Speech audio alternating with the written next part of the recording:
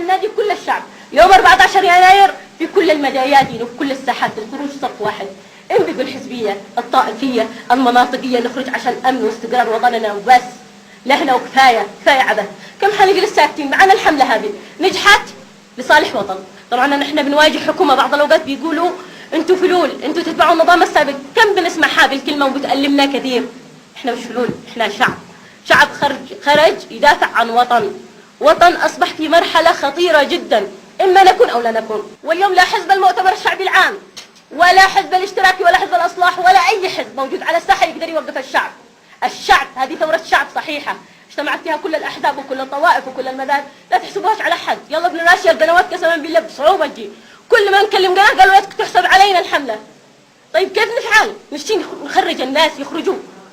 الحل موجود، استمارة استبيان وغصبا عنه. صوتنا أقوى من صوت الأمم المتحدة.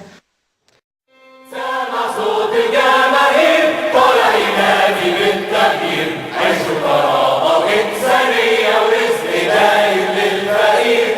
الغلبان ويا المقهور جوا قلوبهم شعر النور، أطول ليالي راح تزول لما الدنيا تدور، والحرية هيلاقوها في الخلود مع الرحمن، والغيطان هيحرقوها وينسوا الظلم والطغيان، ودايرة الظلم تتكسر ويعود السلام.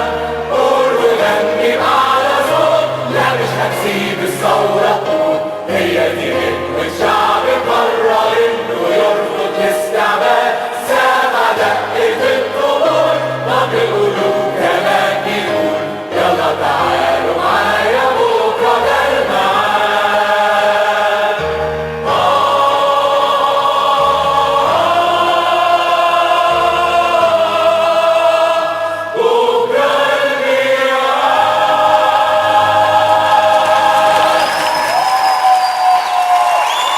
نازلين تاني وخدنا قرار، ايوه هننزل مش خايفين، الموضوع ما بقاش فيه.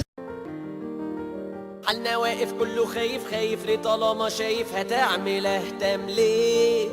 جماعة تغم كفاية ظلم، دي ناس سهتانة ونص كم كرسي عايز يقعد عليه. ديمقراطية مفيش وإنسانية ما تلاقيش، لما يقعد على الكرسي بحكمه كتمني كفرني. مطبوخة ولا ملعوبة ولا معمولة فتنة نار، بنينها رملة ولا في مؤامرة ما هي نشكر وبحمار. بشجع كورة بيغفلوني على أرضي ببلد أموت، يا الحق يرجع يا بكرة تولع وكله فيها مردود.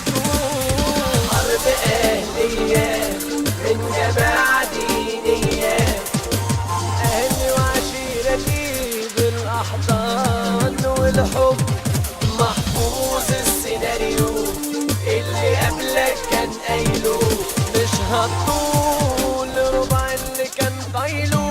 جماعة كده حرب أهلية من جماعة دينية، أهلي وعشيرتي بالأحضان والحب،